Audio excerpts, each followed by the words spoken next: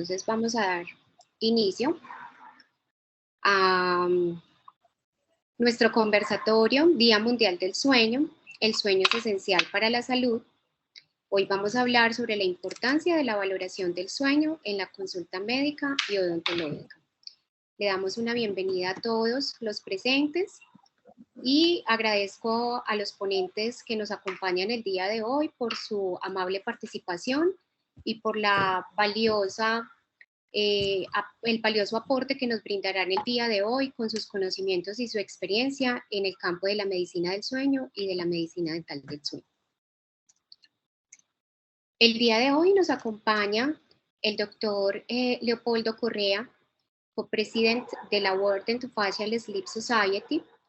Él es Diplomate American Board of Dental Sleep Medicine. Dr. Correa is an associate professor at Tufts University School of Dental Medicine. He graduated from the University of Veracruz in Mexico, Director, Craniofacial Pain Center, Program Director, Dental Sleep Fellowship, and Orofacial Pain Residency programs at Tufts. He developed and directs at Tufts the mini residencies in dental sleep medicine. Dr. Correa has mentored students in dental sleep medicine and TMD for more than 15 years. He has been invited to present at institutions across multiple continents, including North America, South America, Europe, Asia, and Australia. And he has contributed multiple abstracts and publications to the lecture over the years. El doctor Correa es un invitado muy especial el día de hoy. Él es un mentor para mí. Gracias a él, hace 13 años comencé en el campo de la medicina dental del sueño. Doctor, es un placer que nos acompañe. También contamos con la participación de la doctora Liliana Margarita Otero, de Colombia. Ella es odontóloga, ortodoncista, máster en microbiología, doctor en ciencias biológicas, profesor titular de las Facultades de Odontología, Ciencias e Ingeniería de la Pontificia Universidad Javeriana y es investigador senior miniciencias. Doctora, bienvenida y muchas gracias por su participación. Nos acompaña también la doctora Sonia Restrepo, de la Universidad Nacional de Colombia, especialista en pediatría de la Universidad Nacional de Colombia. Tiene una especialidad en neumología pediátrica de la Universidad del Bosque y es experta en medicina del sueño de ACNES. Es profesor asistente de la Universidad Nacional de Colombia y le doy una gran bienvenida a la doctora y muchas gracias por su participación.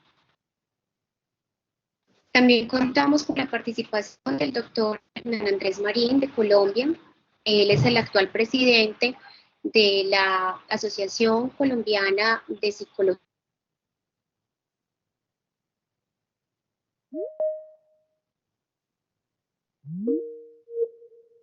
Máster en Psicología Clínica, Universidad San Buenaventura. Es máster en Sueño, Medicina y Fisiología de la Universidad Pablo de Olavide, en Sevilla, España. Es Doctor Degree in Health Psychology, Neuroscience, de la Walden University en Estados Unidos. Es doctorado en Psicología de la Universidad de Baja California. Es doctorado en Teología del Instituto Santiago Apóstol. Postdoctorado de la Universidad de Baja California. Doctorado honoris causa en Medicina Comportamental del Sueño de la Universidad Internacional de Cambridge y autor de diversos artículos de investigación, conferencista nacional e internacional. Es presidente y fundador de la Asociación Colombiana de Psiconeurobiología del Sueño y expresidente de la Federación Latinoamericana de Sociedades de Sueño, FLAS. Muchas gracias al doctor Andrés por su participación. Para nosotros es un honor contar con su presencia. Bueno.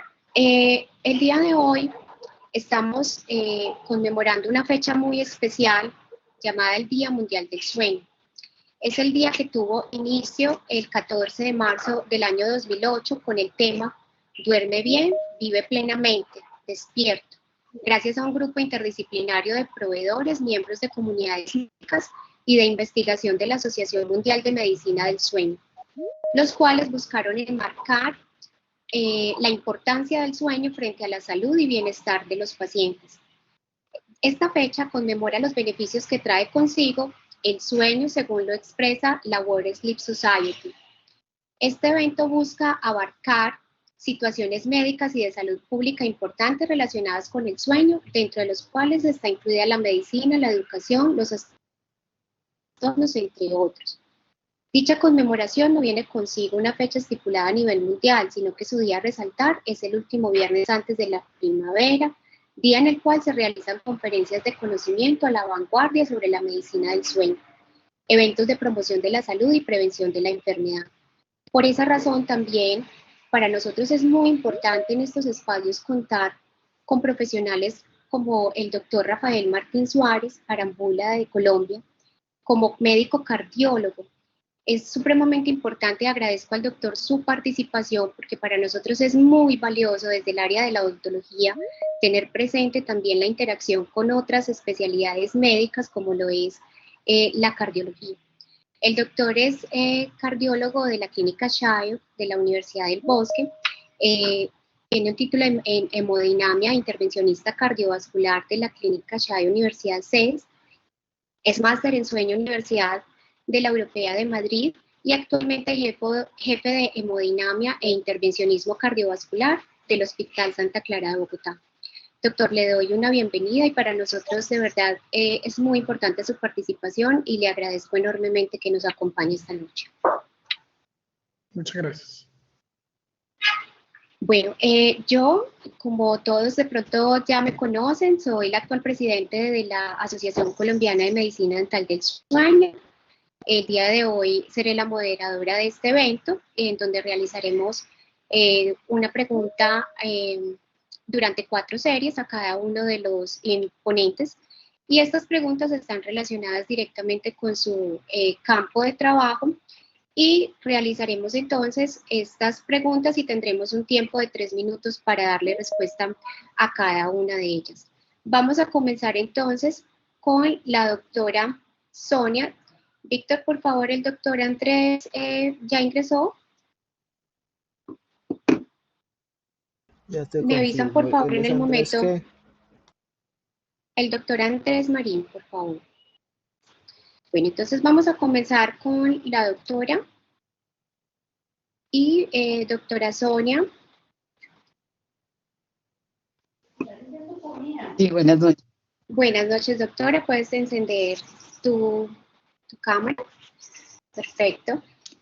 Bueno, doctora, vamos a comenzar hablando sobre un tema muy importante para todos los presentes y especialmente para quienes atienden la población infantil y para quienes también como padres nos preocupamos por el sueño de nuestros niños. Doctora, cuéntanos a nivel general, ¿cuáles son los tiempos requeridos de sueño para todos los seres humanos acorde a su edad y por qué es tan importante cumplir estos tiempos principalmente durante la infancia y la adolescencia?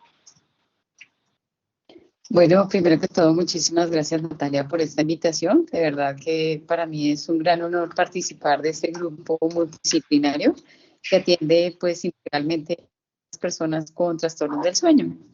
Y el tiempo básicamente es importante desde la infancia porque los niños pasan más de la tercera parte del día durmiendo, contrario a lo que sucede durante el adulto, que mínimo debe ser la tercera parte. Entonces, en los niños, dependiendo de su grupo etario, por decirlo de alguna manera, pues vamos a comenzar desde la etapa de recién nacido. Cuando los niños se encuentran recién nacidos, durante los primeros 2 meses de vida, deben dormir al menos 14 horas. Esto no es una camisa de fuerza, porque en ocasiones por cumplir ese número de horas las madres se angustian, de algunos que están un poquito más en vigilia, otros que duermen un poco más, pero alrededor entre 14 y 16 horas es el tiempo normal de sueño que debe completar un niño a esta edad durante el día y durante la noche. O sea, se suman todos esos periodos y a lo largo del día deben dormir entre 14 y 16 horas. En la medida que el niño crece, pues el tiempo de vigilia cada vez es mayor, disminuye la proporción del sueño REM, que viene desde la vía fetal condicionado, y se alcanzan a necesitarse alrededor de 12 horas durante la etapa del lactante, que va hasta los 2 años de vida. De ahí en adelante viene la etapa de preescolar, donde se requieren alrededor de 11 horas de sueño. Viene la etapa de escolar, donde son alrededor de 10 horas de sueño necesarias, pero es en la edad de adolescente donde se ha fijado un número mínimo de horas, que son 9 horas de sueño nocturno. Los adolescentes particularmente deben dormir este número de horas, porque cuando se encuentra que duermen un número menor a estas, pues se presenta un fenómeno que se ha conocido, ya tiene un código CIE-10 para la clasificación internacional de enfermedades, que es el sueño insuficiente, que así como en la edad adulta tiene unas repercusiones, a nivel de las adolescentes causa también una repercusión que son más grandes, sobre todo de tipo emocional, y algunas de tipo físico, como son el aumento de peso, la resistencia, el riesgo de resistencia a la insulina y otro tipo de comorbilidades cardiovasculares. Así, de esta manera, lo que les quiero decir en resumidas es que a nivel de la vida de los niños, pues se necesitan un número de horas mínimo que va disminuyendo a través desde recién nacido hasta la adolescencia, y se debe cumplir ese número de horas mínimo para tener una adecuada salud. Perfecto, doctora. Continuemos con la segunda pregunta, doctora. Perdón, Natalia, ¿puedo hacer unas precisiones con respecto al adulto? Claro que sí, doctor, claro que sí. Entonces, ¿qué se ha visto con respecto al adulto? Que el riesgo de morbimortalidad cardiovascular es muy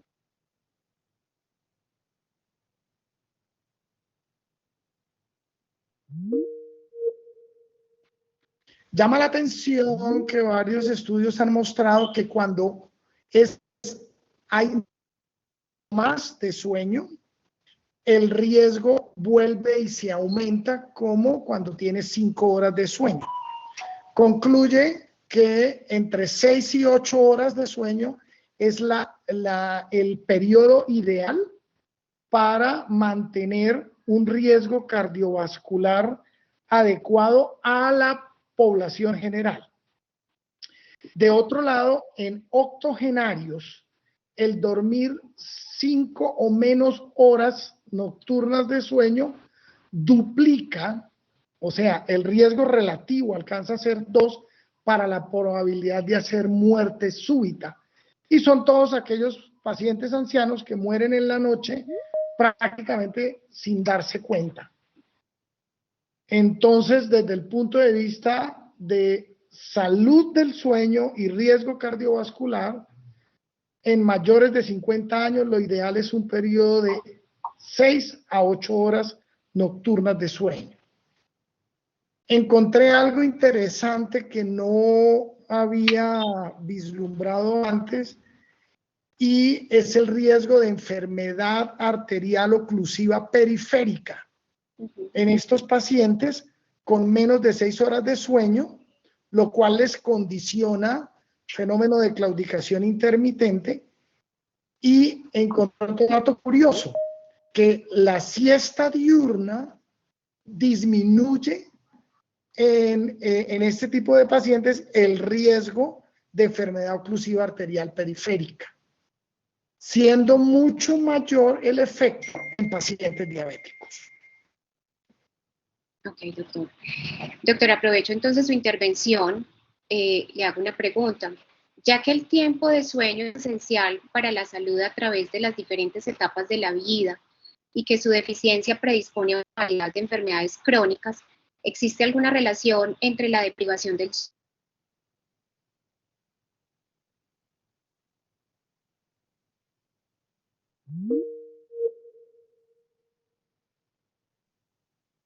Bueno, ponla. Okay. Entonces, recientemente se publicó en este mes un metaanálisis muy importante en el cual se analizaron 1.200.000 pacientes compilados en 120 estudios diferentes, en los cuales se cruzó y se analizó el insomnio o deprivación del sueño versus riesgo cardiovascular. Aquí tenemos el estudio, fue presentado el 6 de marzo en el American College, y el estudio fue recientemente publicado. Entonces, lo primero que hay que tener en cuenta es que cuando hay deprivación del sueño, el insomnio como tal va a producir una alteración en el eje hipotálamo pituitaria y entonces va a haber un aumento del cortisol persistente. Y ya es bien conocido que el aumento del cortisol tiene una relación estrecha con infarto agudo de miocardio.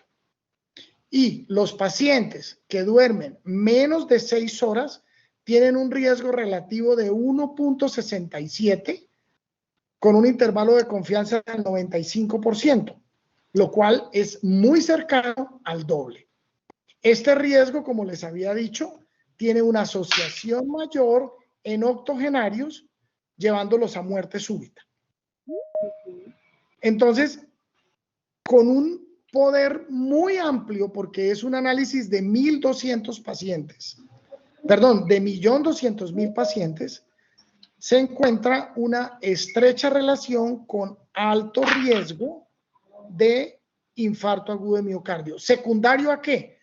A un aumento persistente de hormonas contrarreguladoras, entre estas, la que les mencioné, lo cual tiene ya estrecha relación con la posibilidad de infarto. Ojo, cuando este insomnio lleva más de 5 años, esta relación puede subir casi hasta 3. O sea, nos permite dilucidar que 1 de cada 3 pacientes con insomnio mayor a 5 años, durmiendo menos de 6 horas, tendría un infarto agudo del miocardio. Y cuando uno trabaja en urgencias o cuando hace un screening en los pacientes que llegan a la sala de hemodinamia en el postinfarto, efectivamente encuentra una relación directa con trastorno o deprivación del sueño. Entonces, es muy importante la relación y lo más, digamos que lo más relevante de esto es que el grueso en la consulta no está buscando este tipo de asociaciones. Todos estos estudios que se han venido publicando en los últimos años con respecto a trastornos del sueño y enfermedad cardíaca van encaminados básicamente a lograr que los trastornos del sueño sean un factor de riesgo cardiovascular independiente. Y seguramente en las próximas guías que estarían programadas como para el 2024, los trastornos del sueño van a entrar en el grueso de los factores de riesgo cardiovascular. Ok, entonces, doctor, como lo conversábamos previamente cuando estábamos discutiendo un poco acerca de este importante resultado que nos arroja este estudio, quiere decir que es muy susceptible la población que normalmente en su tercera edad disminuye su tiempo de sueño y va a tener una alta sensibilidad y a tener este tipo de trastorno cardiovascular. Este riesgo de enfermedad va a ser mucho más alto en la población debido a la disminución tan significativa que ellos tienen en su tiempo de sueño. Es interesante que comparta con nosotros este reciente estudio y acá tenemos el QR para quien desee descargarlo y leer un poco más al respecto. Muchas gracias, doctor. Bueno, el doctor Marín acaba de ingresar, me informa Víctor, ya lo tenemos como moderador. Sí, es correcto, ya puedo activar cámara y micrófono. Buenas noches para todos. Buenas noches, doctor, muchas gracias por tu participación. Vamos a aprovechar tu presencia y entendemos que estás en este momento en un evento importante y agradecemos el tiempo que nos dedicas a la asociación. Doctor, cuéntanos. Es un cariño para mí compartir con ustedes, como tú lo acabas de decir, me excuso, pero en Colombia esta es la época de las asambleas. En las asociaciones tenemos que rendir cuentas al Estado y a todo en torno a esto. Entonces estamos en la asamblea de la Asociación Latinoamericana de Medicina del Sueño y bueno, de la cual una colombiana es nuestra presidenta, la doctora Karen Parejo. Estábamos ya terminando pues la asamblea y me toca como fiscal estar al tanto de todo, entonces imposible no estar, por eso el retraso, pero aquí estamos ya. No te preocupes, doctor. Yo también me excusé de la asamblea, no te preocupes. Doctor, bueno, aprovechemos es muy importante lo que estamos abordando el día de hoy y como tema preliminar queríamos abordar un poquitico acerca de qué es el sueño y por qué es tan importante para la salud del ser humano, doctor. Bueno, dormir ocupa la tercera parte de nuestra vida, todos lo sabemos. Es una actividad que todas las personas hacemos cada día y pocas veces nos ponemos a pensar que cuando cumplimos 30 años de nuestra vida, 10 de ellos los hemos pasado dormidos y 5 de ellos soñando. Entonces, prácticamente dormir es una actividad que es inherente al ser humano. Todos los organismos cefalizados tienen esta experiencia. Algunos que no son cefalizados, como algunos insectos, tienen periodos que son como análogos a lo que podríamos llamar una filogenia del sueño. Dormir siempre va a ser relevante para la salud por muchas razones, que era uno de los lemas del Día Mundial del Sueño. Lo primero es que la mayoría de los sucesos siempre hemos pensado que la fisiología solamente ocurría en un organismo despierto. Hasta los años 30 que pudimos desde la ciencia, utilizar ciertos mecanismos como la electroencefalografía y otras medidas fisiológicas para determinar y organizar lo que ocurría durante el sueño, empezaron a desarrollar un montón de investigaciones, tanto de corte anatómico como de corte electrofisiológico, y luego ya con el desarrollo de la ciencia, además de corte molecular, hacia finales de la década del 90 del siglo pasado, y a principios ya de este año a pensar con el uso de las tecnologías en poder adentrarnos un poco más a este mundo que es el sueño. Hemos descubierto la relación intrínseca que hay entre la ritmicidad circadiana y la homeostasidad en la fisiología, lo que nos hace de plano pensar en que el sueño va a ser relevante no solamente en ciertos órganos que cumplan determinadas funciones, sino en toda la fisiología en general. Con el descubrimiento ya de los genes que producen estos relojes y la sincronicidad de los mismos, nos damos cuenta toda la importancia y relevancia que tiene para diferentes sistemas fisiológicos del organismo. Y su alteración, obviamente, va a causar grandes problemas que están relacionados con las patologías metabólicas que todos conocemos actualmente.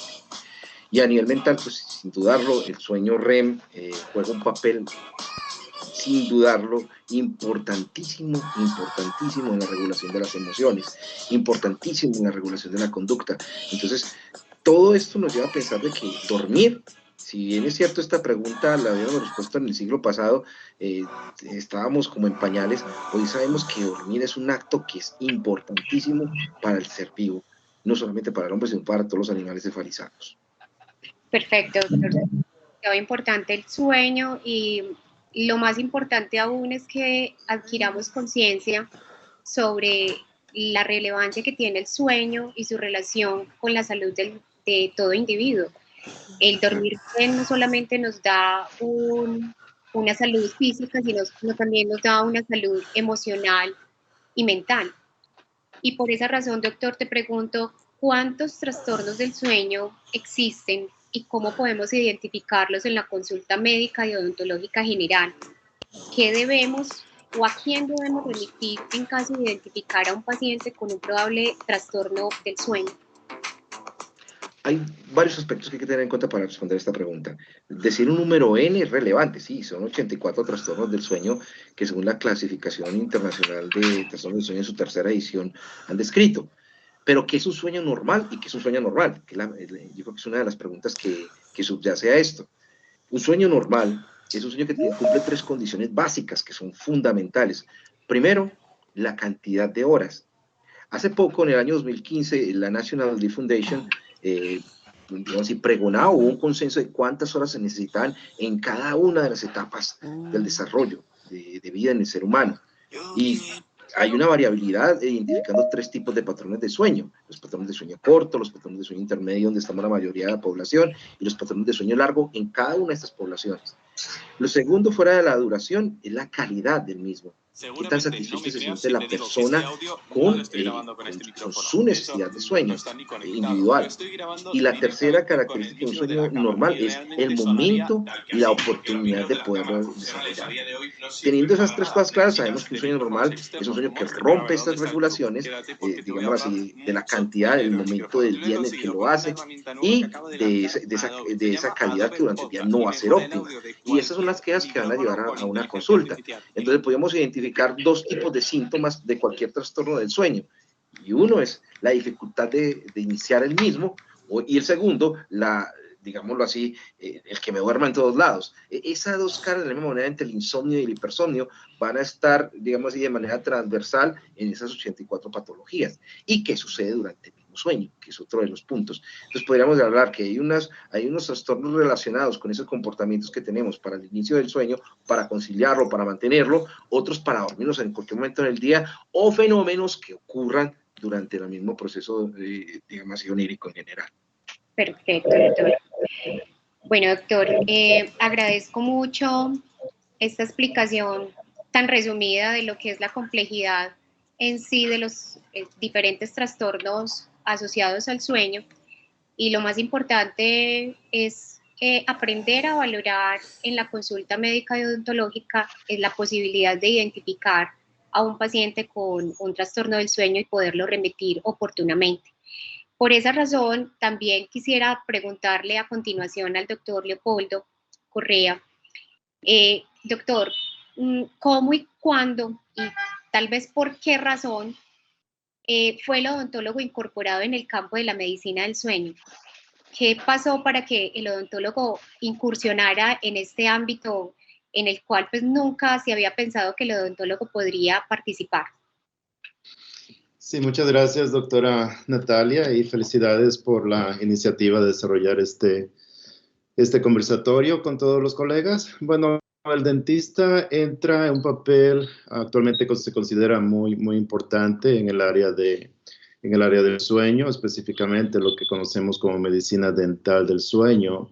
Y bueno, como hemos visto en diferentes guías clínicas, como lo mencionaba nuestro compañero al comienzo del conversatorio, estas guías clínicas realmente reflejan pues las recomendaciones que se deben realizar para el manejo de diferentes trastornos del sueño. Y bueno, el dentista realmente está enfocado en una de las áreas de trastornos del sueño relacionadas con lo que es la apnea obstructiva. La apnea obstructiva, pues sabemos que es la obstrucción de la vía aérea superior, y mediante ciertos tratamientos que manejamos en el área odontológica, pues podemos ayudar a disminuir o a básicamente prevenir estas obstrucciones en la vía aérea. Si puedes compartir, me parece que tú tienes una diapositiva, Natalia, y después compartimos la mía. El dentista realmente entra en el equipo del manejo del paciente con apnea obstructiva del sueño y ronquido, y como mencionaba, las guías clínicas que normalmente se publican, bueno, leyendo y viendo las guías clínicas que han sido publicadas, pues prácticamente es más o menos cada 10 años que se actualizan. Y el paso que se ha dado al odontólogo en estas guías clínicas, pues ha sido paulativo. Y este aumento en la importancia del odontólogo es en base a la evidencia científica que o que se ha desarrollado en cuanto a la eficacia del tratamiento que realizamos en odontología. Uno de los tratamientos, como conocemos, son el Oral Appliance Therapy o dispositivos de avance mandibular que ayudan en el manejo de esta condición. Ahora, lo que es estoy tratando de compartir mi diapositiva, no puedo, pero bueno, seguimos con la plática, no hay problema. El aspecto de cómo el dentista o el odontólogo entra en este campo realmente es en diferentes formas. Una de las formas es la frecuencia con la que vemos a nuestros pacientes. Normalmente un paciente acude al dentista cada 6 meses por revisión, limpieza, y cuando vemos y revisamos lo que es la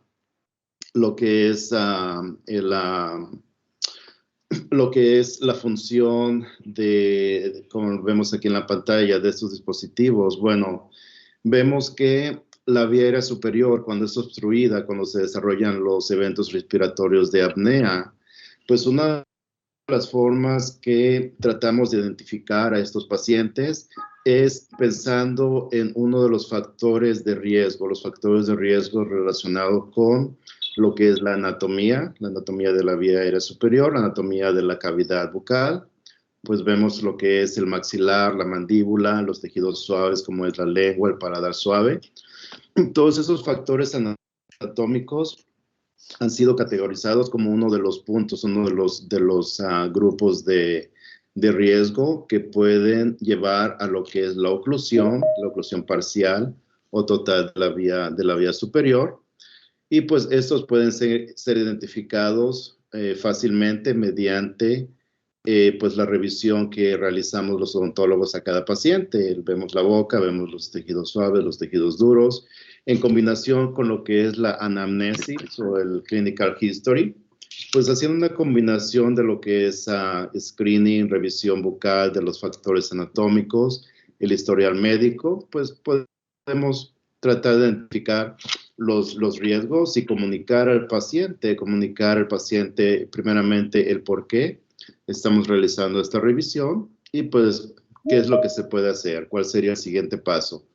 Pues el siguiente paso lógico es la colaboración con el médico, el especialista en el sueño, el otorrino, el neumólogo, para realizar un diagnóstico, pues saber qué intensidad de la apnea, primeramente si está presente, qué intensidad, y bueno, ha sido un proceso de muchísimos años en la cual la odontología ha estado incluyendo, desarrollándose.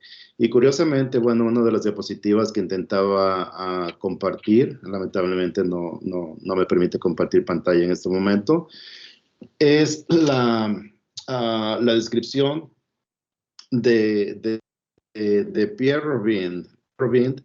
Es una publicación sobre el manejo de la glossoptosis en el año 1923.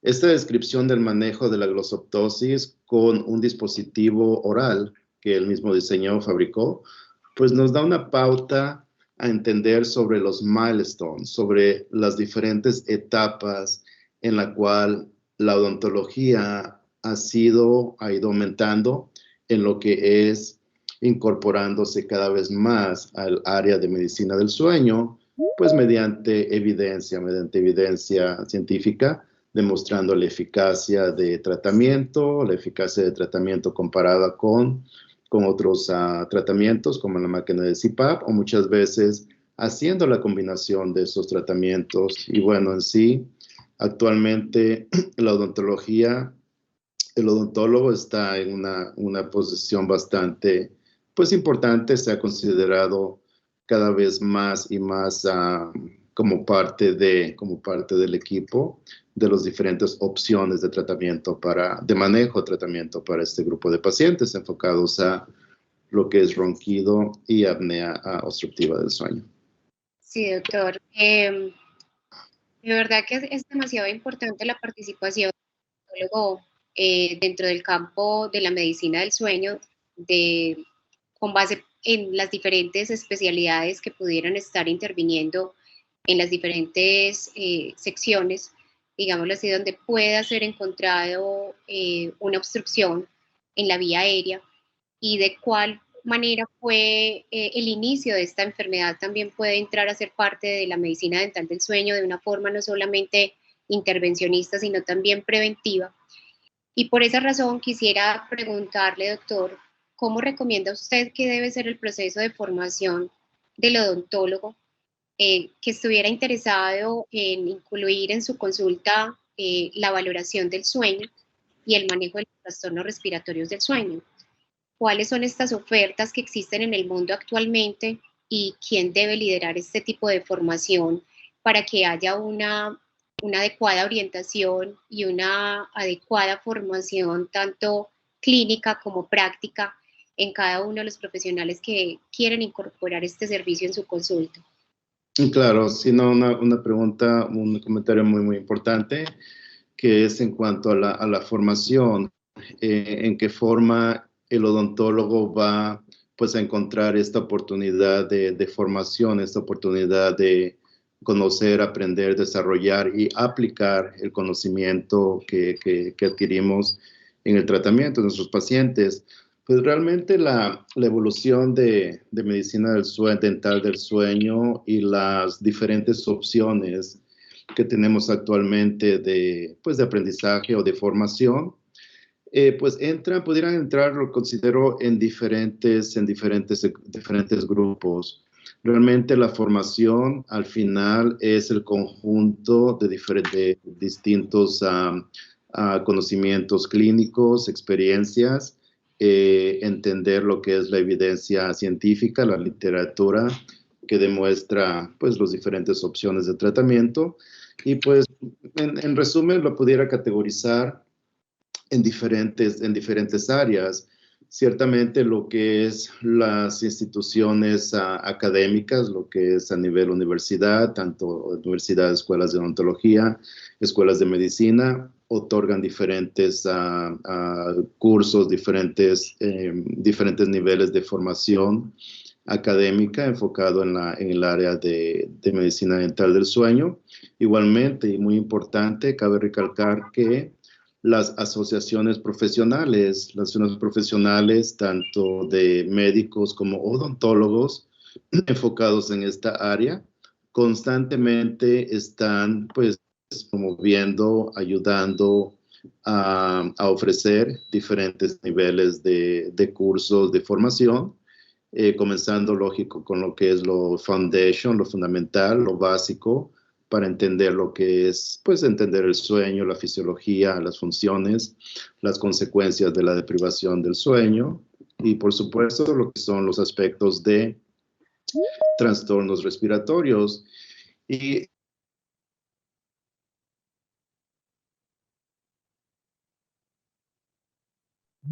nos enfocamos, en cierta forma, a lo que es el manejo de la apnea obstructiva. Sin embargo, es muy importante que el odontólogo que decida pues comenzar la formación o emplear este tipo de tratamiento en sus pacientes, que el odontólogo tenga un aspecto más amplio, que algo que es más allá que enfocarse en lo que es únicamente apnea obstructiva o dispositivos de avance mandibular o oral appliances. Realmente el odontólogo, para un mejor manejo de pacientes, pues tenemos que entender todas las ramificaciones, todas las áreas que llevan en lo que es pues, el conocimiento básico de lo que es el dormir, las diferentes condiciones o enfermedades, enfermedades del sueño, aparte de apnea obstructiva, que muchas veces coexisten con el paciente que vamos a atender por la apnea o el ronquido. Un buen ejemplo, pues, es el problema de insomnio o algún otro tipo de desórdenes del dormir, que muchas veces van o no van a permitir que el paciente que vemos en la consulta dental, pues, no mejore. ¿Por qué? Porque a veces no, pues, entendemos o no exploramos lo que son las enfermedades coexistentes con la apnea obstructiva. En resumen,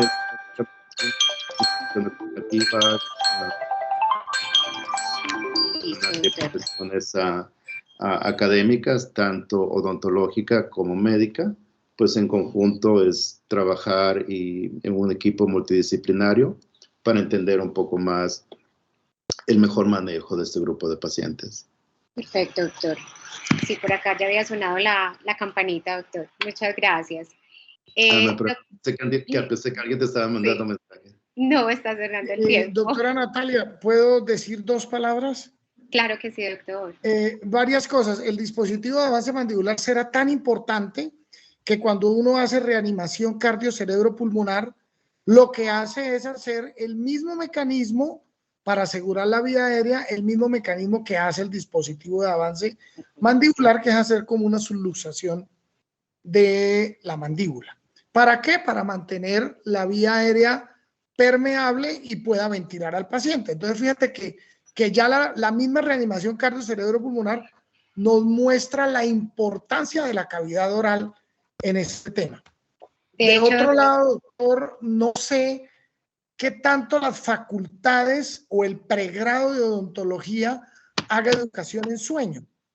Lo que sí quiero contarle es que, al menos en nuestro medio, el pregrado o la facultad de medicina básica no está haciendo educación en sueño, ni está mostrándole al estudiante de pregrado la relevancia tan importante del sueño y los trastornos que de él se deriven. Perdón, yo hago una intervención con respecto al comentario del doctor. Por esa razón le hice esta pregunta tan importante al doctor Leopoldo, quien lidera en este momento una importante asociación mundial, la cual creo que uno de los principales objetivos es ese, de que la formación en medicina dental del sueño debe estar enfocada no solamente en la realización de dispositivos de avance mandibular, sino también en un enfoque en el cual el odontólogo comprenda qué es el sueño, la fisiopatología, todas las comorbilidades asociadas, las diferentes opciones terapéuticas, incluso trascender un poco más allá de simplemente atender a un paciente con un dispositivo. También está la prevención, también está la intervención por ortopedia maxilar, por ortodoncia, la atención por cirugía maxilofacial e incluso la detección desde una valoración con periodoncista podría estar muy relacionada en este caso, como lo vamos a ver a continuación, pero quisiera saber de pronto ante esto qué opina el doctor, ya que el doctor Leopoldo, ya que el doctor Martín le estaba haciendo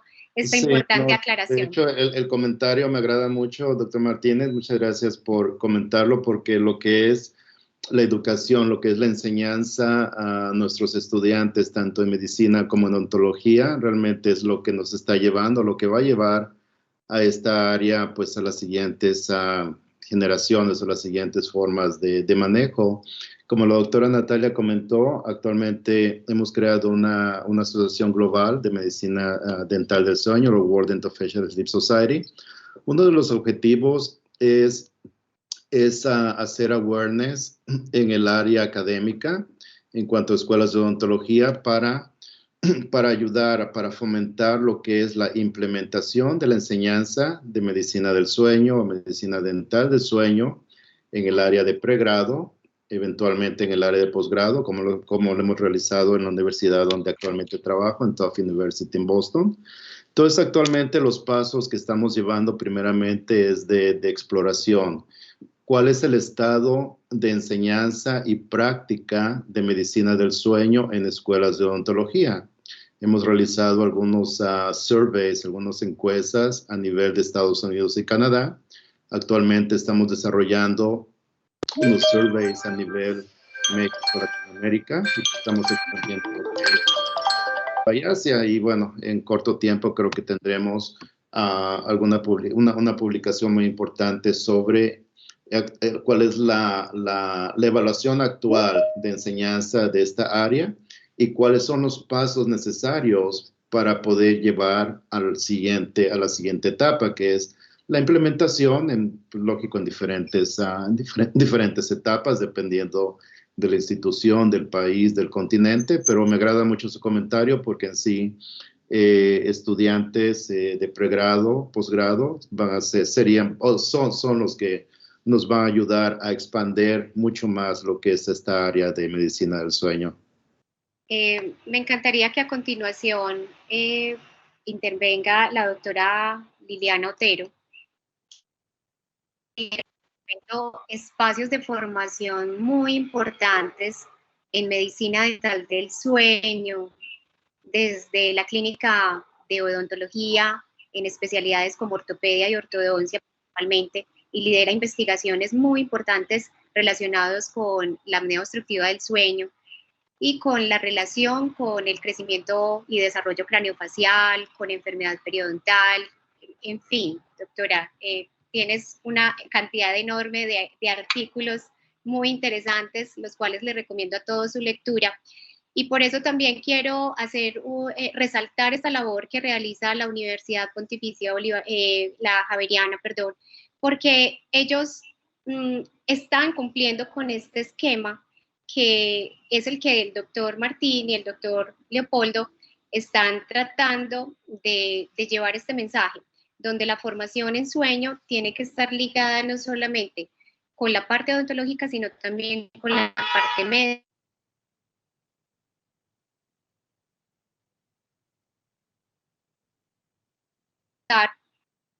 Porque es importante asociar la presencia de un patrón esquelético alterado, reportado durante el examen físico o el análisis cefalométrico, con la sospecha de trastornos respiratorios del sueño, y qué elementos de tamizaje complementarios a esta sospecha deberíamos incorporar los odontólogos en la consulta para poder tener una mayor certeza de un diagnóstico presuntivo que pudiera ayudar a este paciente a una temprana detección de su trastorno respiratorio asociado al sueño.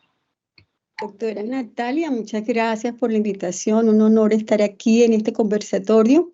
Bueno, como ya dijeron todos, la identificación temprana de la apnea obstructiva del sueño, sobre todo en niños, que puede persistir a su edad adulta, aumentando no solamente el riesgo cardiovascular, sino el riesgo de enfermedades metabólicas e incluso de cáncer, porque se sabe que durante el proceso del sueño es cuando se repara el DNA. Entonces, si no tenemos un buen dormir, como decían los doctores anteriores en el conversatorio, pues ni siquiera podemos tener una buena reparación de ese DNA y por eso hay más susceptibilidad al cáncer.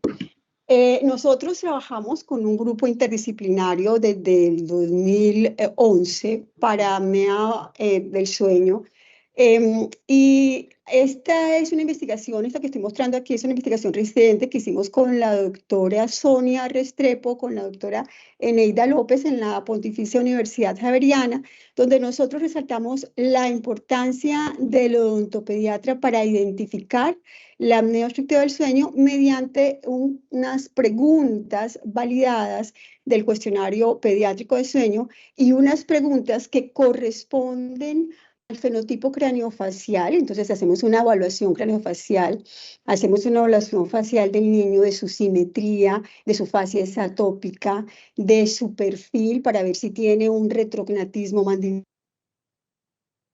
una mandíbula pequeña, si tiene un paladar estrecho o alto, si tiene una sobremordida horizontal aumentada. Todos estos son factores de riesgo apnea obstructiva del sueño, así como en la panorámica acá veamos algunas alteraciones dentales que pueden estar asociadas también a la apnea del sueño. Y en la radiografía de perfil nosotros estamos valorando también, aparte de la posición y tamaño de los maxilares, los espacios faríngeos superior e inferior, porque la disminución de esos espacios faríngeos es lo que nos determina también no solamente la alta sospecha de apnea obstructiva del sueño, sino un enfoque terapéutico. En niños, a diferencia de los adultos, lo que más se presenta es un paladar estrecho o alto, se llama un micrognatismo transversal del maxilar superior. Y en niños lo que ha demostrado la literatura que más funciona es los dispositivos de disyunción y de expansión. En niños no tanto es el dispositivo mandibular como si lo es en adultos. Como decían ahorita, la apnea obstructiva del sueño no solamente se relaciona con otros trastornos del sueño, como el movimiento de piernas, como el bruxismo, que es tan importante que hoy en día se establece una hipótesis acerca de que el bruxismo es como el ronquido, es una forma de protección para que se produzca ese avance mandibular y se despeje la vía aérea.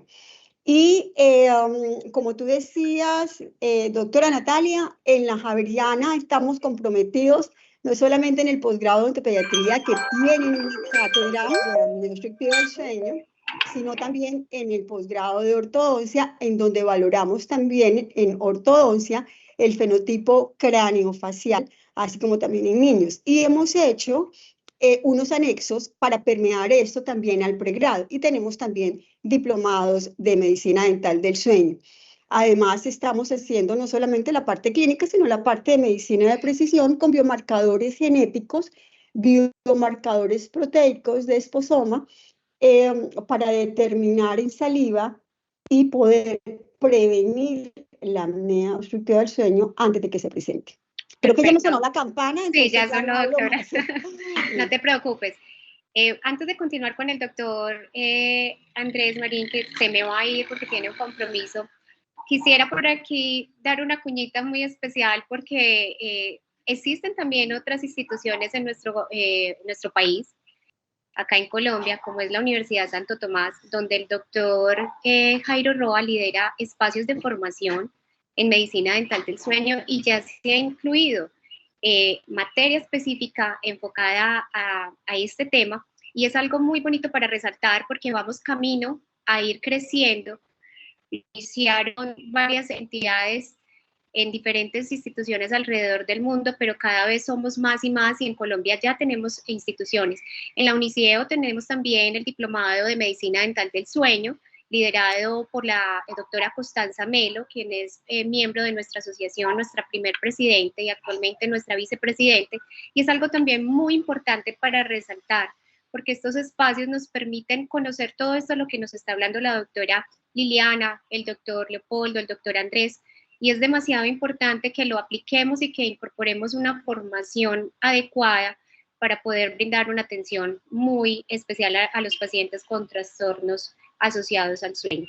Doctor Andrés, antes de que te me vayas, cuéntanos un poco acerca de qué es la psicoeducación en sueño y por qué razón muchos de los pacientes requieren adicionalmente terapia conductual o cognitiva.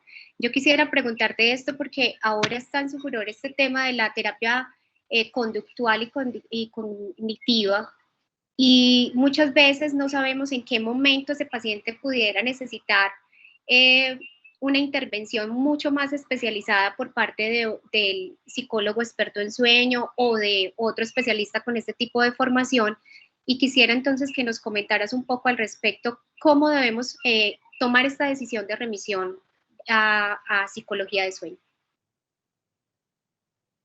¿Puedes encender tu micrófono, doctor, por favor? Bueno, en primer lugar, hablar de psicoeducación es solamente un aspecto de la terapia cognitivo-conductual, lo mismo que hablar de higiene de sueño. Son muchas técnicas y muchos procesos que, al igual que ustedes como odontólogos y los colegas médicos acá, tienen para formular clínica y adecuadamente un paciente. La psicología también cuenta con una amplia gama tanto de instrumentos, de herramientas y demás para esto. El sueño es un comportamiento, y como comportamiento influye no solamente en el campo de la medicina del sueño, sino en muchos otros campos. La psicología hemos aportado y hemos colaborado con los odontólogos en la intervención de nuestros pacientes en general. ¿Cuándo remitir a un paciente? Digamos, en primer lugar, insomnio, casi siempre lo mejor es remitirlo al psicólogo también en compañía del médico del sueño, en compañía de las personas que estén a cargo para colaborar con la intervención que está recomendada y es dentro de las guías de la Academia Americana de Medicina del Sueño. La terapia cognitivo-conductual para el insomnio está totalmente indicada, y es el tratamiento de adicción incluso. Es importante, entonces, si el paciente tiene insomnio, remítanlo. En el caso de la apnea del sueño, cuando no haya adherencia a los tratamientos, tanto odontológicos como médicos, jugamos un papel muy importante acá. Muchas veces el paciente que no se adhiere a los dispositivos, usted pregunta, ¿pero por qué? ¿Qué pasará? Además, todo ese tipo de preguntas las podemos responder con una buena terapia, con un personal altamente entrenado en ese sentido. Bueno, y el término específico de psicoeducación es un tema muy amplio, como para determinarlo acá. Cuando hablamos de educar psicológicamente, o en hábitos, o en comportamientos y demás, nos habla de, primero que todo, un conocimiento acerca de la enfermedad, un conocimiento acerca de la persona, cómo va a entender o cómo va a captar ese tipo de situaciones, y tercero, un conocimiento fuera de la enfermedad de la persona, del contexto social en el cual vive la persona, para adecuar todos esos conocimientos a la misma. Sí, yo quise hacer esa pregunta principalmente porque la higiene de sueño se tomó de una forma de pronto muy coloquial, y la hemos incorporado en nuestra, exacto, sí, la hemos incorporado en nuestra consulta, pero muchas veces nos tenemos que preguntar hasta qué punto yo como profesional que estoy ofreciendo un servicio para mejorar la calidad del sueño del paciente, tengo la competencia para poder realizar una serie de recomendaciones, las cuales deberían estar de la mano de un especialista como es un psicólogo en sueño, y que sabe realizar este tipo de terapias conductuales o cognitivas, las cuales son fundamentales para el éxito tanto de una terapia DAM o de una terapia CPAP o de cualquier otra terapia que se esté realizando. Muchas gracias, doctor. Y la última pregunta antes de que te me vayas. Esto sí es algo que yo he querido de pronto realizar y es, ¿considerarías tú recomendable o necesario una revisión periódica de la calidad del sueño como un chequeo anual de rutina? Es decir, si yo me voy a hacer un chequeo ejecutivo y yo quisiera saber cómo es la calidad de mi sueño, ¿tú nos recomendarías realizar este tipo de estudio? ¿Cuál sería la mejor edad para realizar este chequeo? ¿Y cuáles de pronto podrían ser los exámenes que podría yo solicitar para poder hacer una valoración de la calidad de mi sueño? Es una pregunta muy amplia y la respondo en dos aspectos. Fundamental, y entre las 3P que acompañan a la medicina actualmente, la prevención, ¿cierto? Nos hemos dedicado a una medicina muy interventiva, una medicina en la cual respondemos a los problemas y demás, y tiene que ver un poco con lo anterior también, completando un poco lo que es la parte de psicoeducación, ¿cierto? Una oportuna para prevenir, yo creo que no la hay. Las patologías pueden aparecer en cualquier edad. Y el tener como unas rutinas de chequeo y demás, y realizar programas de prevención para las mismas, es fundamental, y eso es uno de los aspectos que la medicina del sueño, solamente he visto como unos textos que hablan sobre prevención en medicina del sueño, y es algo a lo que nos tenemos que centrar, nos tenemos que ubicar, no solamente el psicólogo, sino todos los profesionales dedicados a este campo. Hay aproximaciones, claro. Nuestra Sociedad Colombiana de Medicina del Sueño, aquí está la doctora Sonia, han hecho una labor fundamental de educación a las personas para educarnos y prevenir, obviamente, sobre todo los niños y adolescentes, ciertos tipos de patologías que se pueden presentar. Pero que digamos que hay una para esto, ¿no? Los niños, cuando digamos tengamos alguna duda, además hay que llevarlos a la intervención, pero prevenir como tal, unos hábitos de sueño adecuados y demás, es para todas las edades. Hacernos un chequeo, de aplicarnos unas escalas o de aplicarnos una prueba X o Y y demás, se puede hacer en cualquier edad. Eso no tendría como una restricción pero que nos hace falta a las sociedades pensar en programas de prevención y demás, sí. Y es algo desde las asociaciones mundiales hasta las latinoamericanas y las nacionales para hacer este tipo de trabajo. Yo creo que en eso podemos coincidir con el doctor Leopoldo, con lo que nos decía ahorita. Nos falta capacitar son varios aspectos o varios ejes que las asociaciones tenemos que tener en cuenta de profesionales. Uno, nos falta trabajo en educación, que ya no se está resolviendo. Dos, nos hace falta trabajo en cobertura en intervención, claro que sí. Y tercero, nos hace falta educar en prevención totalmente. Ahí está toda la labor que tenemos que tener como asociaciones. Tenemos mucho trabajo por hacer como asociación, como institución, y la verdad es que es muy motivador todo el tema alrededor del sueño, y a mí me encanta, y trabajar desde la prevención me parece muy importante y me fascina la idea, y yo creo que es a lo que nos debemos enfocar, no esperar a que tengamos que hacernos una polisomnografía o una poligrafía respiratoria para comenzar una terapia ya de la enfermedad, sino prevenirla es lo más importante. Muchas gracias, doctor. Y bueno, quiero continuar con la doctora Sonia, que no, doctora, no te he olvidado. Ahí me disculpas, por favor. Doctora, cuéntanos. No, ahí en ese ¿sí? Para mí el papel del odontólogo es fundamental en los trastornos del sueño, no hay duda. Ok, perfecto, sí, totalmente. Doctora, ¿por qué es importante el sueño adecuado durante el embarazo? Hablando de prevención, ¿y qué recomendaciones podemos dar a las madres para la adaptación al sueño con sus bebés recién nacidos? Bueno, pues yo creo que sueño y embarazo es uno de los temas que se han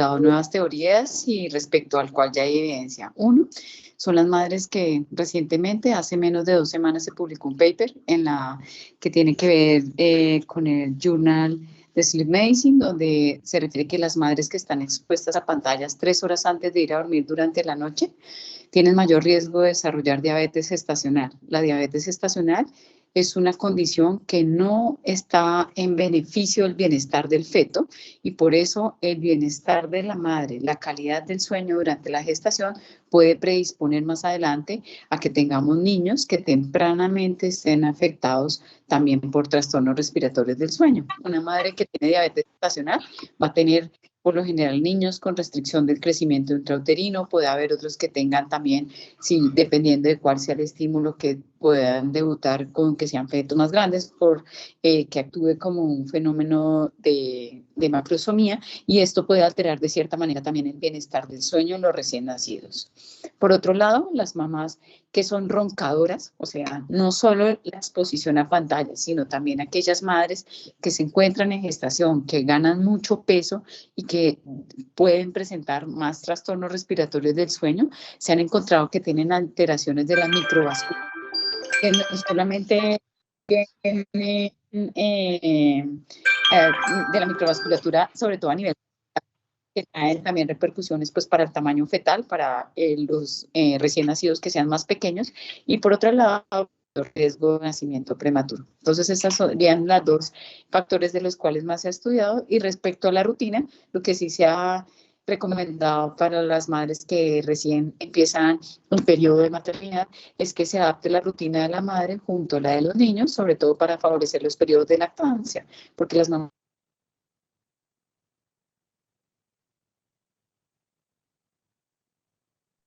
de leche materna que las estresa más y eso se vuelve como un círculo vicioso. Entonces, el embarazo es una época de oro que también debe cuidarse no solamente para los aspectos relacionados con el sueño, sino para lo que va a predisponer en un futuro ese recién nacido. Súper interesante, y estos 2 estudios que nos comparte la doctora Sonia están muy completos y muy interesantes, y los hemos compartido con ustedes a través de este QR para que lo puedan leer un poco más a fondo y conocer la importancia y la asociación que tiene el cuidado y algunas recomendaciones durante el embarazo.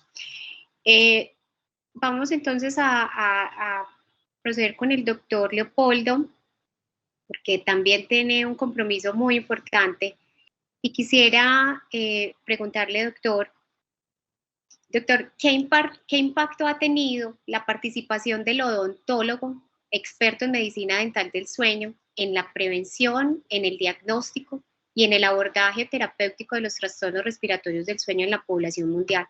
¿Existe alguna base de datos que nos muestre ha disminuido la apnea obstructiva del sueño, ha disminuido en algo el ronquido? ¿Qué podemos saber de nuestra intervención, o qué pudiéramos hacer, o qué propuesta tiene la World Dentofacial Sleep Society al respecto? Puedes encender tu micrófono, doctor. Perdón. Sí, te estaba agradeciendo por el haber la innovativa de realizar este conversatorio. Y realmente, bueno, primeramente lo que estamos haciendo a nivel de Dental Sleep Society actualmente, a lo que es a nivel global, a nivel mundial, es en base a lo que actualmente estamos experimentando, que es la prevalencia. ¿Cuál es la prevalencia actual de apnea obstructiva del sueño a nivel mundial? Y bueno, sabemos que la publicación del 2019 realizada, to estimate the prevalence of obstructive sleep apnea a nivel global, pues ha demostrado que aproximadamente 1 billón de personas entre la edad de 30 a 65 años, pues padece de esta condición, tanto a nivel leve, a nivel moderado, y tiene también unas estadísticas a nivel severa. Entonces, la respuesta a tu pregunta es, ¿qué es lo que estamos obteniendo? ¿Cuál es el objetivo, el outcome de desarrollar esta sociedad? Bueno, primeramente es establecer un network entre el área médica y el área odontológica, identificar qué áreas son las que se necesitan tanto para realizar el screening, la colaboración que es necesaria para diagnóstico entre el área médica y odontológica, Las estadísticas que mencionas y existen actualmente han estado independientemente publicadas en diferentes grupos. Estamos trabajando en realizar esta base de datos o estas publicaciones mediante el inicio de unos surveys, unos cuestionarios, como lo comenté, y mediante esto y con la colaboración de diferentes instituciones académicas, diferentes organizaciones profesionales, pues en los próximos, puedo decir, en los próximos 2, 3 o 4 años, o tal vez en las siguientes guías clínicas, podamos contribuir mediante pues lo que es la publicación de las estadísticas que vamos a estar logrando a nivel de screening, de manejo interprofesional, y pues sobre todo contribuir a la prevalencia tan alta de apnea obstructiva, contribuir para identificar y el manejo de este grupo de pacientes a nivel global. Un buen ejemplo, bueno, comenzamos con pues lo que es la pasión, la motivación de diferentes colegas, como los que estamos en el conversatorio. Realmente felicito a la doctora Natalia Colorado por el desarrollo, la pasión que ha tenido para expandir el área de medicina dental del sueño en Colombia, en Centroamérica, y pues bueno, constantemente está tratando de integrar a más y más odontólogos pues para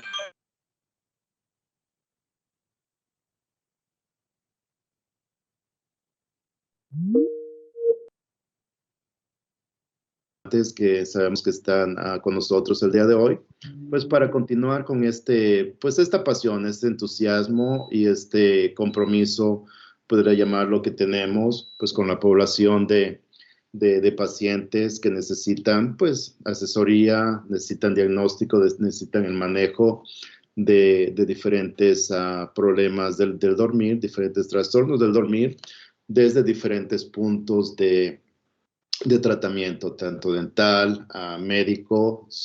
Es realmente un buen ejemplo lo que la doctora Natalia Colorado está desarrollando esta noche, y pues para continuar tenemos muchísimo campo para trabajar. Como lo comentó el doctor Martín, el doctor Martín Suárez, el aspecto académico es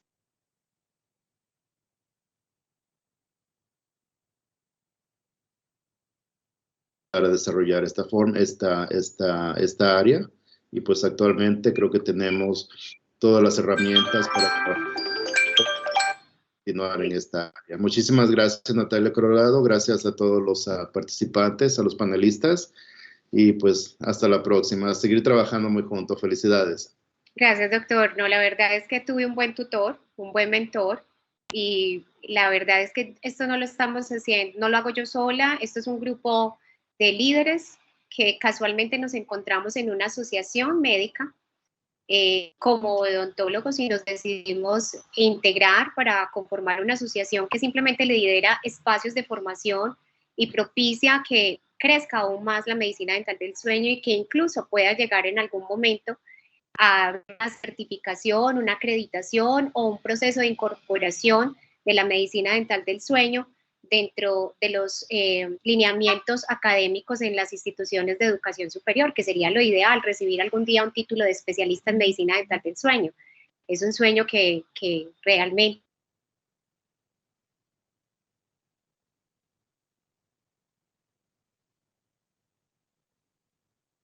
que tengas una feliz noche. Muchas gracias a todos. Hasta pronto. Quisiera continuar con el doctor Martín. Doctor, cuéntanos por qué el abordaje multidisciplinar de la apnea obstructiva del sueño, ya que se propone como una opción que brinda mayor eficacia en la resolución de los síntomas asociados y de las comorbilidades derivadas de la acumulación de CO2, de la desaturación y del índice de las apneas por hora. Todos estos mecanismos que ponen en riesgo la salud física, mental y emocional de los individuos. Tenemos entonces que incorporar este abordaje multidisciplinar, porque realmente podría estarse evidenciando una mayor eficacia en los tratamientos que se ofrecen a los pacientes con trastornos respiratorios del sueño. ¿Cómo ha sido su experiencia? hay una mejor resolución teniendo un abordaje multidisciplinar, y qué recomendaciones puede darnos al respecto. Es absolutamente claro que el abordaje debe ser multidisciplinario. El tema de cardiología casi que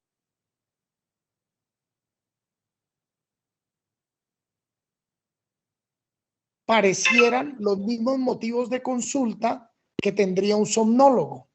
Entonces vemos que el paciente presenta palpitaciones, presenta dolor torácico, que la gran mayoría de las veces es de tipo neuromuscular, afortunadamente. Presenta hipertensión arterial no controlada o fenómeno de aumento de la presión arterial durante el periodo del sueño. Además, presenta cansancio fácil o presenta disnea. Cuando yo junto esos motivos de consulta, que es el primer abordaje que llega al paciente, vemos que es un motivo de consulta similar al de muchas especialidades y que pueden confluir en el motivo por el cual el paciente llega donde el somnólogo. Y aquí vamos a tener dos protagonistas fisiopatológicos que son los que explican esto. Uno, la hiperactividad del sistema nervioso simpático que se genera por el fenómeno de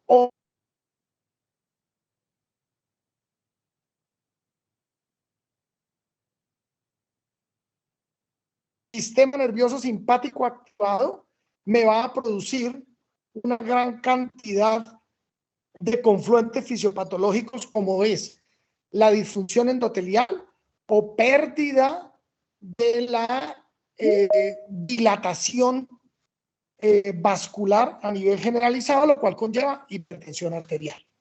Segundo, la expresión de un poco de factores sobre la fibra muscular miocárdica que hace que tengamos un miocardio rígido que conlleva a una disfunción endotelial con aumento de la presión del ventrículo izquierdo, que va a producir aumento sobre de presión sobre las aurículas, que me genera arritmias. Entonces vemos que ya entra otra competencia, que es la parte eléctrica, cardíaca o miocárdica.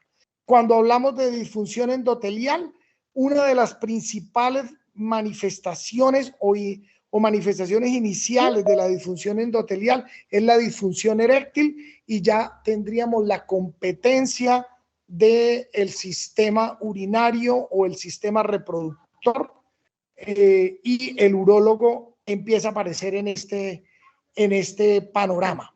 Sí.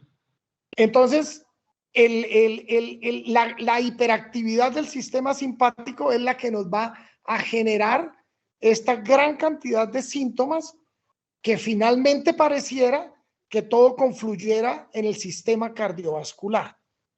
Y, por supuesto, la enfermedad cardiovascular es la primera causa de muerte en el mundo, y los trastornos del sueño me están repercutiendo directamente. En ese estudio que les mostré al inicio, vemos el segundo enjambre fisiopatológico, que es la deprivación del sueño o el insomnio, cómo altera el eje hipotálamo pituitaria y aumenta los niveles de cortisol. Y esto me genera mortalidad por infarto agudo de miocardio por otra vía totalmente diferente. Solo por el hecho de tener insomnio, dejando a un lado la apnea obstructiva del sueño. Perfecto, doctor. Sí, es realmente complejo la fisiopatología que está alrededor de la apnea obstructiva del sueño y las numerosas complicaciones que podemos encontrar, como lo explica el doctor claramente, y que realmente quisiéramos saber, doctor, como última pregunta para ti, ¿son efectivos los dispositivos de avance mandibular en el manejo de los pacientes con apnea obstructiva y que presentan enfermedad cardiovascular? ¿Cuál ha sido tu experiencia? Sí, efectivamente, la función básica del dispositivo de avance mandibular es mantener la vía aérea superior abierta, ¿sí? Cuando yo mantengo la vía aérea superior abierta, estoy quitando el hipercapnia y el fenómeno de reoxigenación, que son los que van a producir la alteración sobre el sistema nervioso simpático. Especialmente los pacientes hipertensos, uno ve y está testado en la literatura grandes beneficios a tratar este fenómeno con respecto de hipertensión arterial y al uso de los medicamentos. Los estudios muestran que uno puede llegar a disminuir hasta 2 medicamentos antihipertensivos cuando hace tratamiento de la vía aérea superior. Entonces, esto es muy importante porque esto tiene una repercusión muy grande en la morbimortalidad. Siempre que nosotros nos enfrentamos a un paciente a una edad temprana, nuestra labor como profesionales de la salud es llevarlo lo mejor posible a la media de mortalidad mundial. Y estadísticamente nuestra media de mortalidad para hombres, 78 más o menos 2, para mujeres 80 más o menos 2. Entonces, cada vez que un paciente llega a hacerme una consulta, mi única labor es llevarlo de la mejor forma posible a esa edad estadística significativa para tener una sobrevida, digámoslo, amable. Perfecto, doctor.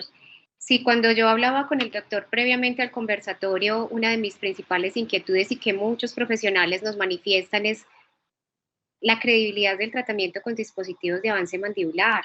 ¿Realmente es efectiva, es eficaz? ¿Alcanza a ser tan eficaz como otras alternativas?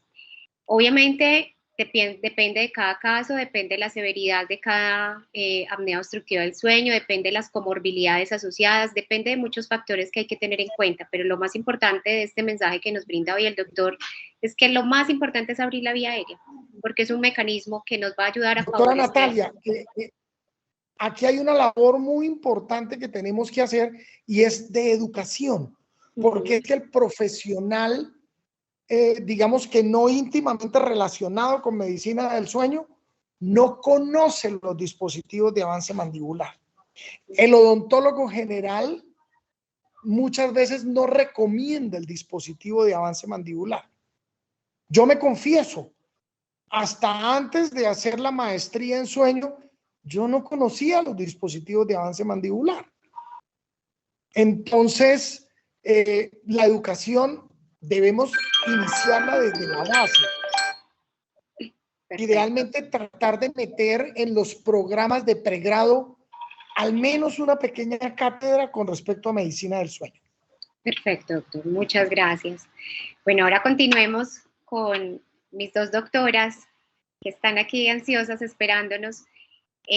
Doctora Liliana, dentro de todos esos maravillosos artículos que tienes y que me puse en la tarea de leerlos para el día de hoy, hubo algo que me llamó mucho la atención y es que en varios estudios en los que participaste, doctora, se han encontrado asociación estadísticamente significativa entre la enfermedad periodontal y la apnea obstructiva del sueño, principalmente en pacientes que refieren comorbilidades asociadas como hipertensión arterial y cardiopatía hipertensiva.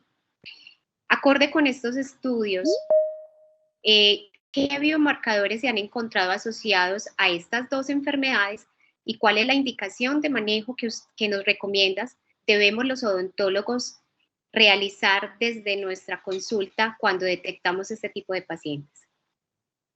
Bueno, gracias. Para concluir algo de lo que estaban hablando ahorita con el doctor Martín, existen recientes metaanálisis que tratan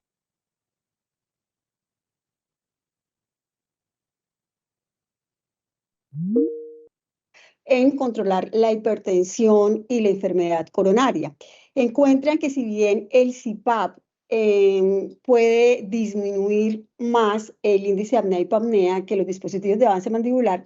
Los dispositivos de avance mandibular tienen una mayor adherencia por mayor tiempo del paciente, que a veces se aburre al CPAP.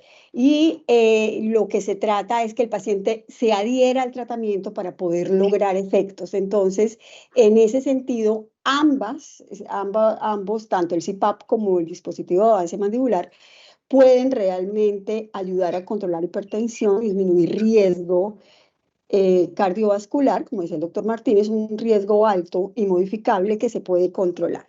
Con respecto a la pregunta que me haces, nosotros en un último, primero expusimos un artículo en donde, publicamos un artículo donde encontramos relación de enfermedad periodontal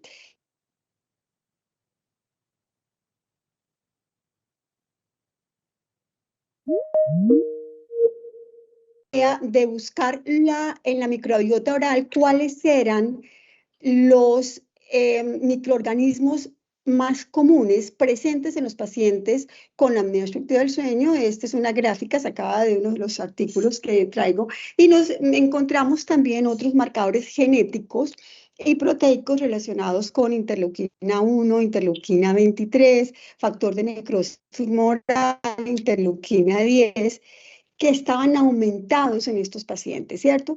Esto nos ayuda mucho porque estos marcadores podemos nosotros en un examen de saliva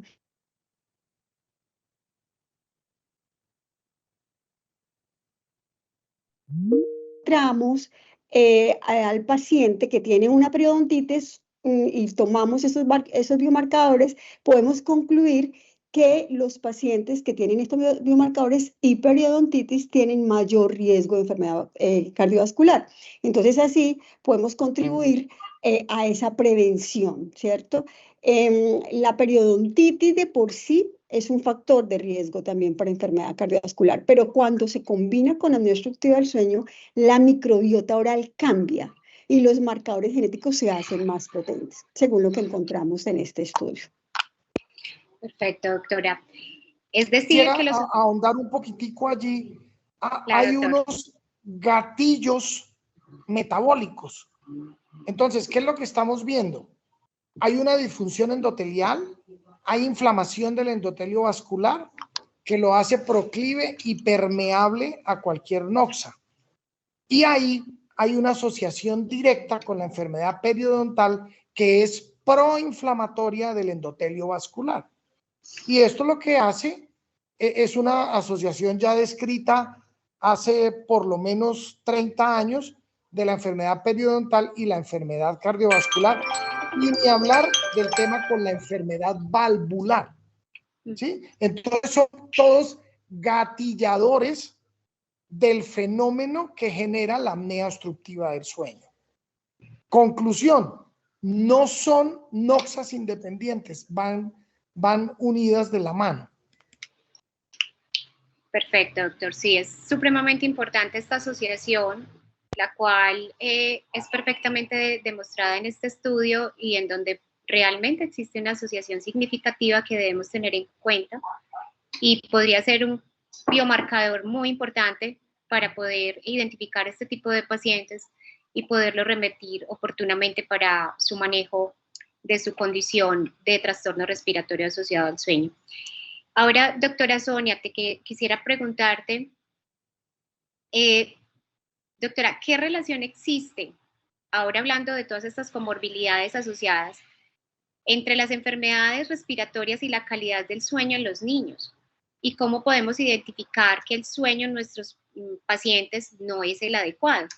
Entonces, quiero decir, en sí hay un comportamiento específico que nos puede guiar a identificar que hay un probable trastorno del sueño en los niños, pero ¿quiénes son más susceptibles? De pronto aquellos que tienen asma, rinitis o algún otro tipo de enfermedad respiratoria. Sí, pues ya se ha encontrado en los pacientes adultos, sobre todo la relación que existe entre asma y EPOC, que de hecho tiene un término para apnea obstructiva de sueño que es ACOS, y en niños lo que se ha demostrado también es que los que tienen enfermedad respiratoria de tipo obstructivo como asma y rinitis, pues también tienen mayor riesgo de tener apnea obstructiva de sueño. Primero que todo, porque pues la vía aérea es como el sitio que es el target para apnea obstructiva, y en niños tenemos una serie de eventos o de condicionantes, sobre todo sobre la vía aérea alta, que hacen que se estreche más durante las enfermedades alérgicas, el crecimiento de los cornetes, la hipertrofia adenoidea, la hipertrofia de las adenoamígdalas, pues hace que se limite aún más el calibre de la vía aérea, y esto de cierta manera hace que se relacione todavía mucho más con apnea obstructiva de sueño. Pero por otro lado, en los pacientes que tienen asma, pues se ha encontrado que todas esas cantidades de sustancias inflamatorias que se encuentran a nivel de la vía aérea también condicionan para que exista un tono diferente a nivel de la patencia, que debe mantenerse abierta durante ciertas fases de sueño, y los niños, específicamente los asmáticos, tienen mayor riesgo de tener eventos obstructivos durante la fase de sueño REM. Entonces, la relación que se ha propuesto es que es bidireccional, tanto la apnea obstructiva favoreciendo que exista las enfermedades obstructivas crónicas, como las enfermedades obstructivas de la vía aérea, que también condicionan mayor chance de tener apnea obstructiva. Pero también el tratamiento hace que exista alteración del sueño en los niños con apnea de sueño. Nosotros tenemos muchos pacientes que tienen medicación tipo antileucotrienos, y los antileucotrienos causan ciertas alteraciones, sobre todo durante la noche, mayor riesgo de pesadillas o despertares o inquietud durante el día, que hacen que de golpe tengamos que suspenderlos, y es uno de los medicamentos de elección para el tratamiento tanto de rinitis como de apnea, como de asma. Entonces, hay que estar muy vigilantes de este tipo de consecuencias que se puede derivar del uso de estos medicamentos para intervenir tempranamente. Y respecto a la otra pregunta que realizas, Natalia, de lo que decías, si tenían o no mayor asociación con alteraciones del sueño, es que los niños no solamente con comportamientos anormales, no solamente se ven durante la noche, sino durante el día. Los niños con sueño, que no es un sueño reparador, ni que es un sueño completamente normal, pues durante el día van a estar más inquietos, tendencia a moverse todo el tiempo, o que tengan mayor tendencia a la agresividad. Y durante la noche, pues que suden, que se orinen en la cama, que tengan episodios de y por eso los síntomas son durante el día y durante la noche. Perfecto. Tengo una pregunta para la doctora Sonia. ¿La asociación Claro de que niños con obesidad y apnea es similar a la asociación de adultos con apnea y obesidad? Sí, señor, pues durante el sueño también existe una regulación del eje leptina-grelina, y cuando existe apnea obstructiva de sueño, la fragmentación del sueño hace que exista aún mayor desregulación, mayor tendencia a que quieran tener consumo de sustancias ricas en calorías como carbohidratos y grasas. Y por otro lado, en sí la obesidad ejerce una presión sobre la vía aérea a que tenga un menor calibre, a que tenga mayor tendencia a depósito de grasa en el cuello, y también por ese lado a tendencia al colapso durante ciertas fases del sueño. Las implicaciones de tipo a largo plazo, doctor, también han sido de tipo metabólico. Ya se han descrito tempranamente depósitos de placas ateromatosas en niños, y se les mide el tono arterial para ellos, que también están más rígidas ciertos componentes arteriales, que quieren decir que ya tienen compromiso temprano cardiovascular asociado a apnea obstructiva de sueño y de obesidad. Esto quiere decir entonces, gracias doctor, esto quiere decir entonces que desde nuestra consulta odontológica o médica podemos identificar factores de riesgo como enfermedades respiratorias, asma, rinitis o incluso obesidad, para poder tener un indicio o una sospecha de que pudiera haber un factor asociado de un trastorno respiratorio del sueño. Y por ende podemos utilizar herramientas, doctora, como el PSQ en este caso, que fue validado para Colombia igualmente, ¿cierto, doctora? Y pues de hecho esa fue una de las iniciativas que nos motivó, o el interés más grande de realizar este trabajo que hicimos en la Facultad de Odontología de la Universidad Javeriana, fue tratar de incluir las preguntas del PSQ en las preguntas que normalmente se hacen a los niños que consultan por trastornos del sueño, y encontramos también que la prevalencia es mucho más alta de la que se había reportado previamente. Es más fácil que en Colombia los niños asistan a otros profesionales diferentes, a médicos, a pediatras o a neumólogos.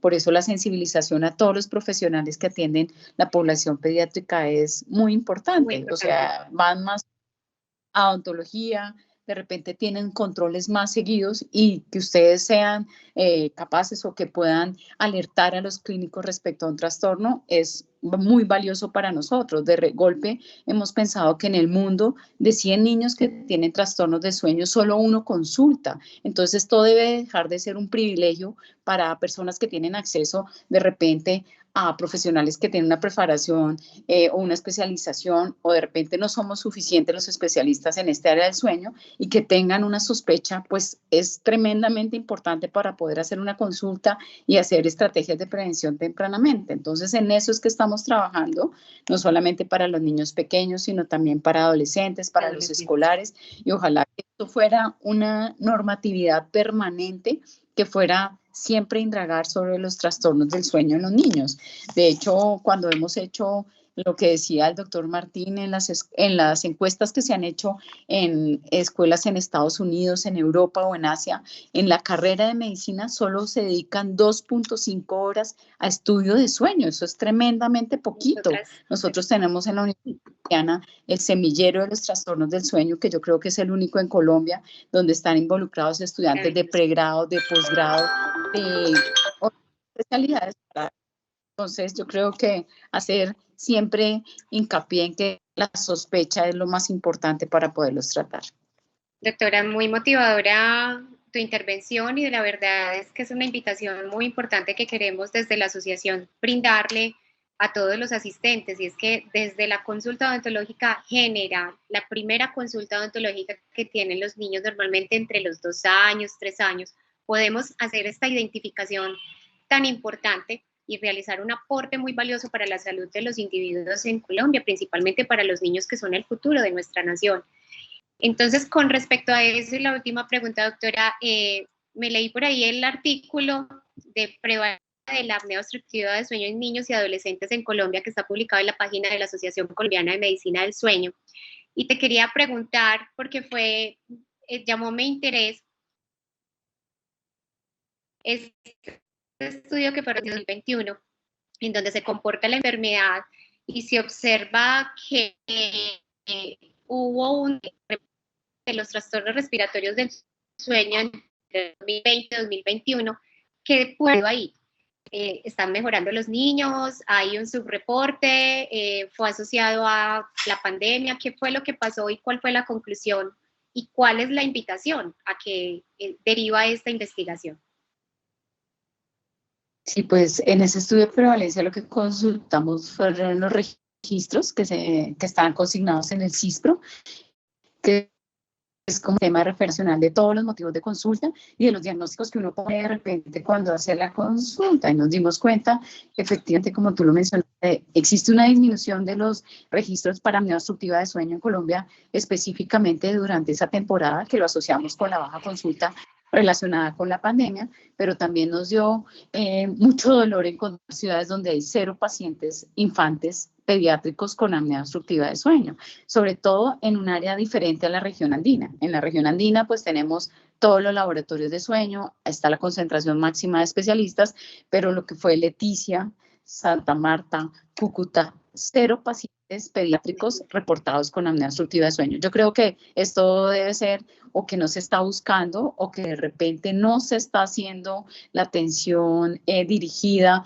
o se está buscando sistemáticamente a esto, y por eso muchas de las, en el análisis de los datos pues pusimos estos interrogantes, porque seguramente sí nos hace falta buscar más esta condición que tenía una alta prevalencia en el estudio previo, donde habíamos encontrado que los roncadores estaban casi en el 40% en Bogotá, Santa Marta y Bucaramanga.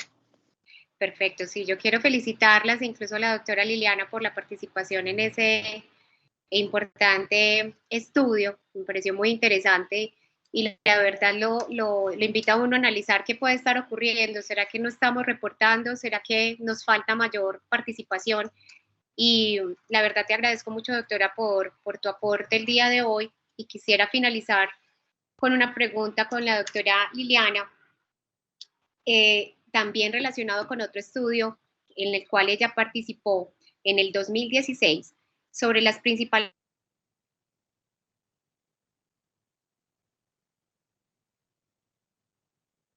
un 59.6% de la población estudiada, que fueron más o menos.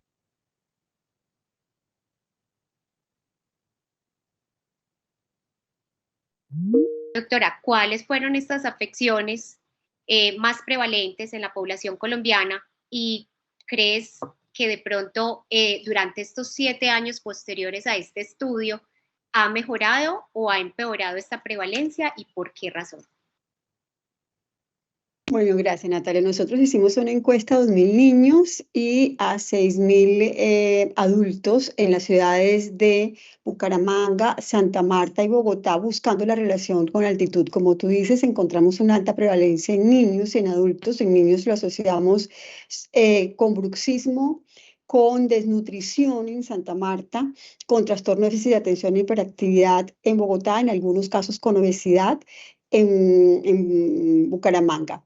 En adultos, los trastornos del sueño que más se vieron fueron los de piernas inquietas y hipersomnolencia e insomnio. No tuvimos tanto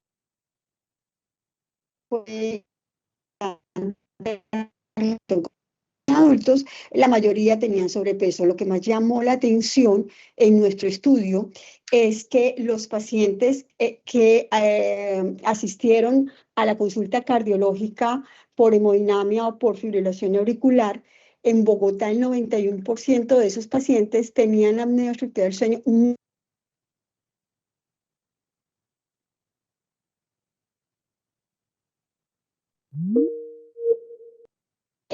Decimos, bueno, entonces la altitud definitivamente es un factor muy importante, ¿cierto? Por toda la fisiopatología de la que nos habló muy bien el doctor Martín, además por la contaminación que hay también en Bogotá, eso también afecta. Y el llamado de atención a los cardiólogos en ese momento, que fue un estudio publicado en el 2016, como tú dices, fue, bueno, por favor, manden los pacientes a polisonografía, a los pacientes que tienen problemas cardiológicos. Perfecto, doctora. No, la verdad es un estudio que nos ayuda a fijarnos, a hacer un análisis de nuestro país, realmente cómo se está comportando los trastornos del sueño y qué podríamos hacer al respecto. Y realmente es muy interesante que desde la odontología principalmente, en el campo de la medicina dental del sueño, se haga estos aportes con la participación de importantes profesionales como la doctora Liliana, a quien de verdad le agradezco su amable participación el día de hoy, y a todos ustedes, a la doctora Sonia, al doctor Martín, al doctor Leopoldo, al doctor Andrés, porque yo creo que en resumido hemos aprendido de diferentes partes del campo de la medicina del sueño que debemos es trabajar desde la prevención principalmente y desde la detección temprana, hacer un adecuado reporte, hacer una adecuada intervención oportuna y no dudar de la eficacia que pueden tener las alternativas terapéuticas, tanto desde la infancia como en el adulto, que podemos proveer en el campo de la medicina dental del sueño.